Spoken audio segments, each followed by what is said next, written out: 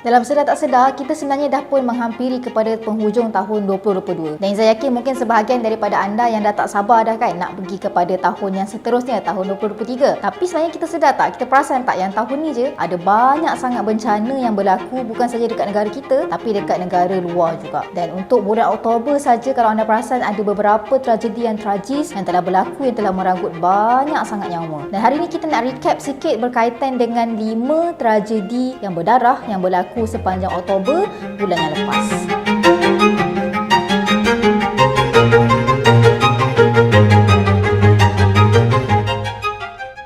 Okey, nombor 1 adalah tragedi Halloween yang berlaku dekat Itaewon, Korea Selatan. Yang mana katanya ada 151 orang yang dilaporkan terbunuh. Yang mana kalau anda nak tahu, Itaewon ni memang satu tempat yang dipenuhi dengan bar, dipenuhi dengan restoran-restoran, dan Itaewon ni juga banyak lorong-lorong yang sempit-sempit, lorong-lorong yang kecil. Tapi memang menjadi tumpuan orang ramai lah. Dan katanya pada malam yang berlaku kejadian ni, ada lebih daripada 100,000 orang yang datang ke Itaewon untuk sambut Halloween ni lah. Dan katanya pada pukul 5 petang pun memang dah start, Itaewon ni dah start dipenuhi dengan orang nak sambut Halloween lah malam tu. Dan tapi korang terfikir tak macam mana boleh berlaku satu rempuhan yang sangat-sangat besar sehingga boleh mendatangkan maut?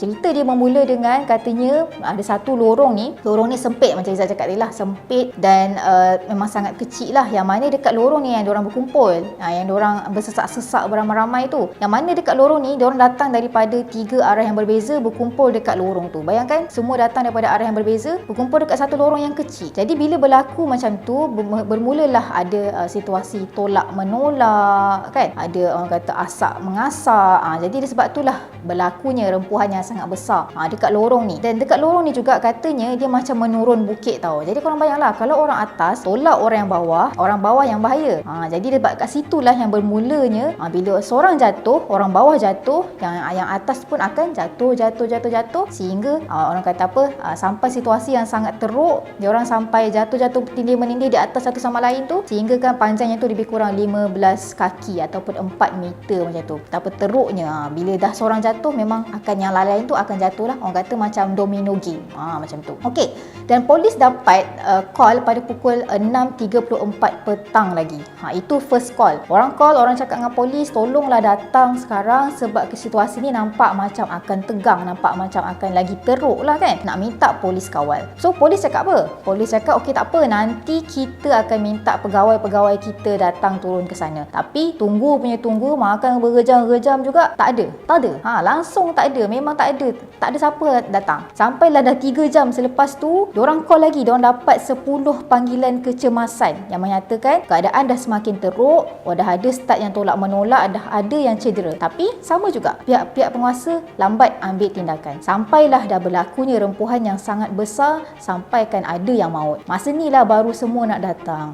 Ambulans semua datang banyak. Sampaikan katanya pegawai perubatan tak mampulah nak buat CPR dekat setiap mangsa. Sampaikan ada yang pejalan-pejalan kaki kat tepi-tepi tu pun tolong buat CPR. Tapi dia orang tak mampu nak tolong semua sebab katanya dia orang cuba untuk tarik mereka-mereka yang dah jatuh ni, tapi tak boleh sebab dah teruk sangat kejadian tu. Dan katanya pada malam tersebut ada 137 pegawai yang ditugaskan, tapi jumlah ni ternyata tak cukup untuk meredakan rempuhan tersebut. Mereka juga menerima laporan sebanyak 355 laporan yang berkaitan dengan individu hilang disebabkan oleh kejadian Halloween ni. Okey, nombor 2 adalah berkaitan dengan jambatan roboh yang berlaku dekat Gujarat, India, yang mana ada 141 orang yang dilaporkan terkorban, 170 orang dilaporkan selamat, yang mana jambatan gantung yang hidup dia daripada zaman British lagi ni runtuh, roboh, dan orang-orang yang berada dekat atas tu pada masa tu terhumban jatuh ke dalam sungai.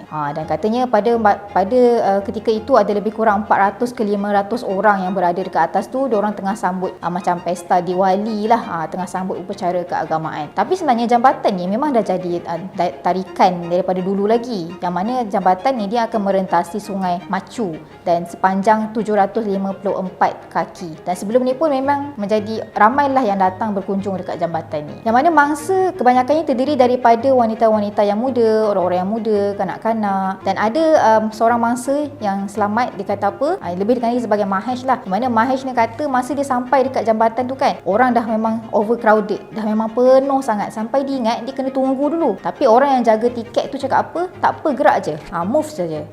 Tapi bila dia gerak, time tu lah tiba-tiba roboh jambatan kerugiannya. Dan katanya lagi jambatan ni sebenarnya dikendalikan dan diselenggarakan oleh satu company yang dipanggil sebagai Oreva Group. Yang mana Oreva Group ni memang dah kendalikan jambatan ni lama dah, daripada 2008 lagi. Tapi bila diorang cek pendakwa raya kata apa, diorang jumpa ada dua kontraktor yang mana yang dua kontraktor ni diupah oleh Oreva Group ni lah. Tapi diorang jumpa yang dua kontraktor ni tak berkelayakan untuk mengendalikan jambatan. Dan katanya juga Oreva Group ni sebelum dibuka balik jambatan ni, dia tak dapat sijil keselamatan. Sebab katanya jambatan ni dia baru je lepas dibuka semula selepas dia baik pulih. Dia baru je buka 26 Oktober hari tu, dan kejadian ni jadi pada 31 Oktober. Belum dapat sijil keselamatan lagi dah dibukanya. Ada lagi isu berkaitan dengan Oreva Group ni. Oreva Group ni katanya satu company yang buat jam sebenarnya, dan juga satu company yang buat home appliance. Tapi macam mana syarikat yang buat jam, syarikat yang buat home appliance boleh mengendalikan sebuah jambatan? Itulah soalannya sekarang. Dan katanya runtuhnya jambatan ni adalah disebabkan oleh kabel penyokong jambatan tu terputus. Tapi sebenarnya apa yang berlaku masa diorang ubah suai, diorang ubah suai lantai je katanya. Diorang cuma tukar lantai dia je, tapi diorang tak tukar kabel penyokong jambatan tu. Jadi apa yang jadi, lantai kabel penyokong jambatan tu tak mampu nak support, tak mampu nak tampung lantai yang baru tu.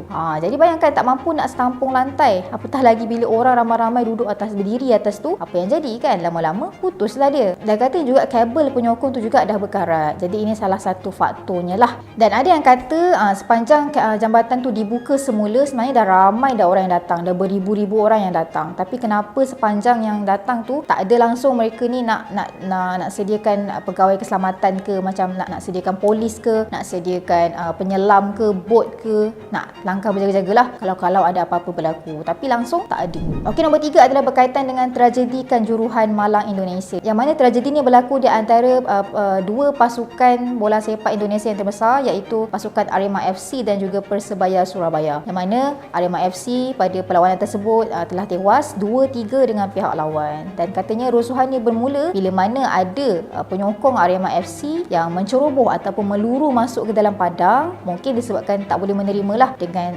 keputusan perlawanan tersebut. Dan ada juga yang kata bila penyokong tu masuk ke dalam padang, pihak polis ni tahan dan pihak polis pukul pula dia.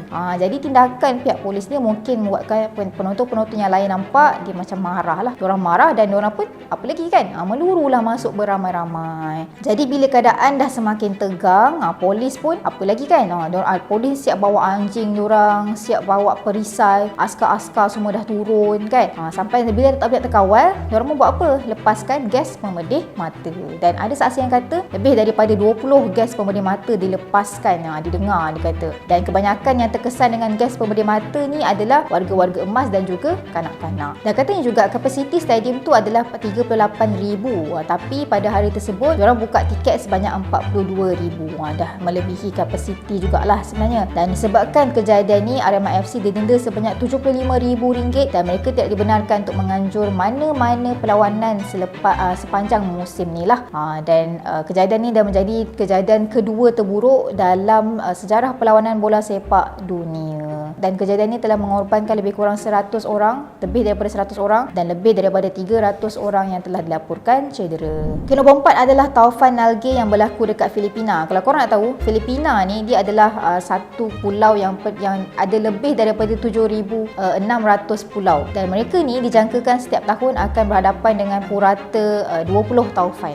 Dan baru-baru ni 29 hari bulan hari tu, Filipina baru saja berhadapan dengan satu bencana alam yang dipanggil sebagai taufan Nalge, di mana taufan ni telah menyebabkan Filipina berdepan dengan banjir dan juga tanah runtuh. Seramai 150 orang yang dilaporkan terkorban dan lebih daripada 128 orang dilaporkan telah cedera, dan 36 orang yang dilaporkan hilang. Dan pihak penguasa diorang kata dah tak ada harapan dah nak jumpa yang selamat, sebab kalau ada pun mungkin dah tak dapat diselamatkan lagi lah. Dan lebih daripada 300,000 orang yang dilaporkan terpaksa keluar daripada rumah mereka untuk cari kawasan yang lebih selamat. Dan Presiden kata apa? Dia kata yang tanah runtuh ni berlaku dekat kawasan-kawasan pegunungan yang dah gondol, yang mana pokok-pokoknya tu dah tebang. Jadi ini menjadi salah satu punca jugalah. So dia sarankan untuk tanamlah pokok cepat-cepat supaya tak berlaku lagi kejadian ni di masa akan datang.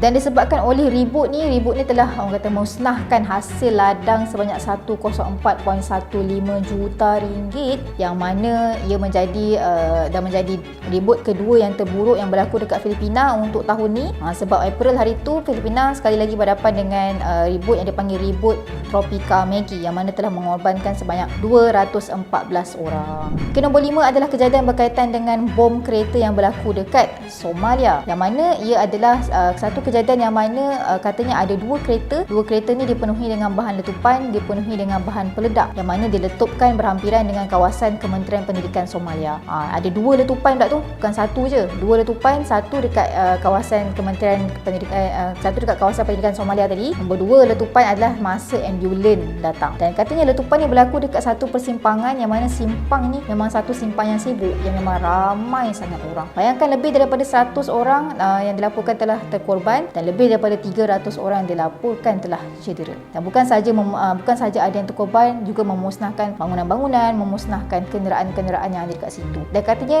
letupan ni menyebabkan satu gegaran yang besar kan, satu gegaran yang besar menyebabkan tingkap-tingkap dekat bangunan semua tu pecah, dan orang boleh nampak darah-darah membasahi jalan-jalan dekat luar bangunan tu. Dan katanya diorang jumpa mayat, ada seorang ibu tengah peluk anak dia, diorang jumpa mayat ada seorang ayah yang ada masalah kesihatan, diorang jumpa mayat student, dan memang ramai lagi lah yang menjadi mangsa kepada letupan ni. Okey, tadi saya ada mention pasal simpang tu kan. Simpang tu juga sebelum ni pada tahun 2017 ada berlaku satu lagi letupan.